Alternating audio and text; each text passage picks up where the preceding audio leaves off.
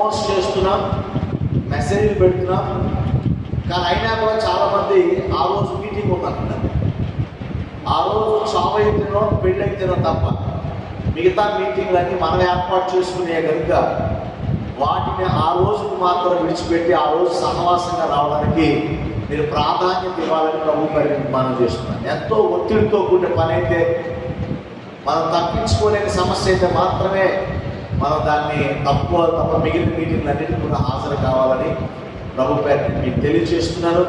కనుక మిగిలిన విషయాలు మనం ప్రసంగం అనంతరం మనం మాట్లాడుకుందాం. ఈరోజు ఈ పాస్టర్స్ ఫెలోషిప్ మీటింగ్లో దేవుని వాక్యం అందించడానికి మన మధ్య ఏలూరు పట్టణంలో గత 40 సంవత్సరాలుగా సుదీర్ఘమైనటువంటి సేవలు చేస్తూ లక్షలాది ఆత్మల ప్రభుత్వం సంపాదించి ఒక మంచి సంఘానికి సంఘ కాపరిగా ఉండి అనేకులకు ఆశీర్వాదకరంగా ఉన్నటువంటి ఆత్మీయ తండ్రి స్థానంలో ఉన్నటువంటి దైవజనులు బిషప్ ఎలీషా రాజా గారు మన మంచి సంతోషం. చెప్పడం ఒకసారి.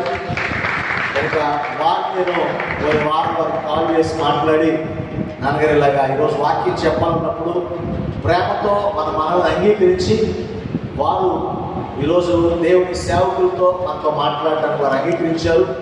అందుని బట్టి వారికి పాస్టర్స్ ఫెలోషిప్ తరఫున వారి ప్రత్యేకమైన కృతజ్ఞతలు తెలియజేస్తూ ఈ సమయంలో వారు దేవుని వాక్యాన్ని మనతో పంచుకుంటారు.